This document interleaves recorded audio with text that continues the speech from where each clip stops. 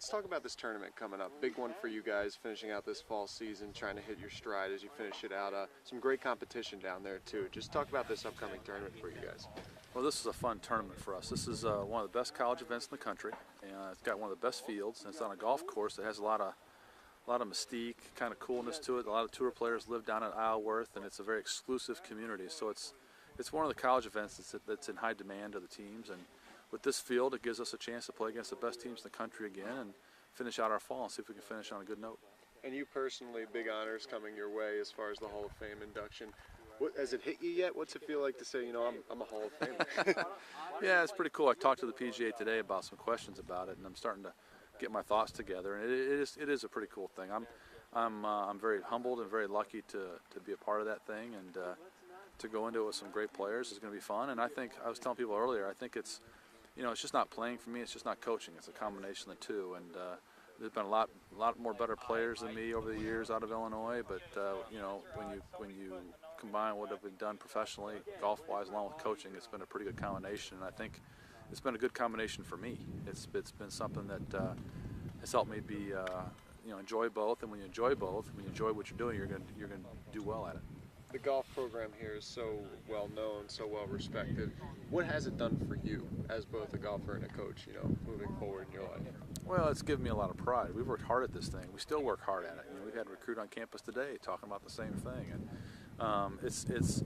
it's who we are. We put a lot of time and energy and a lot of work into this program, and it's great to have the kids on the team come back and are you know, when they go to tournaments and they go play summer events, to carry that pride and that sense of accomplishment with them. And you know, I was thinking today, you know, back to that Hall of Fame thing. I mean, I'm thinking the first few teams we had here, when we didn't have a name recognition or people didn't know much about our team, we didn't have a great body of work behind us. This is 12, 13 years ago. For those kids, those first 2 or 3 or 4 years of recruiting classes to come to campus here and help build this thing was pretty special.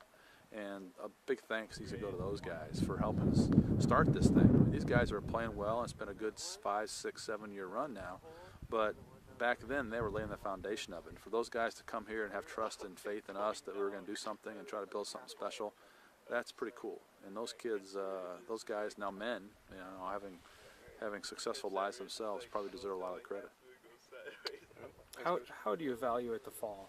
As you know, head into the last tournament, a couple wins under the belt, how would you evaluate what the team has done so far? Well, I think it's been a success, but we also know as a team that in golf, you're only as good as your last event, and things change in a week. You know, we talked about the other day about tour players on tour, and one guy wins on Sunday night. He's celebrating. Come Monday morning, nobody cares again whether he won or not. You know, they're all ready to get it the next week. So that's kind of the mentality you have to have. And for us to have the last 2 events, shoot the scores we shot the last 2 events, and break some long-standing records in our program was pretty neat. But we also realized that this next event is a whole different golf course, a whole different type of golf, and a strong field. So we got to regroup and come back and play. And that's a learning curve we're going to have to figure out, because you know, we've played well. These guys feel good about themselves. They're proud of what they've done, and we're going to see if they can put that behind them and still come out the next time, because nobody here this week at Isleworth is going to care what we did last week. What's the biggest difference from the course at Yale to the course they're going to be facing this weekend? Everything.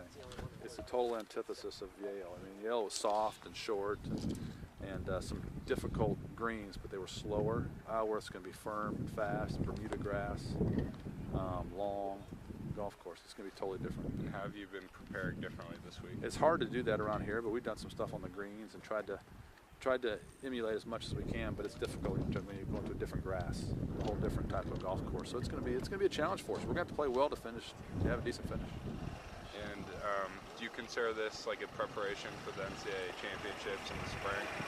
Yeah, I mean, some of the teams that are going to be here obviously are going to be at the finals, but we consider every day we go play, every day we practice or compete, a preparation for NCAAs. Every day you go out, you're learning something new, practicing, preparing.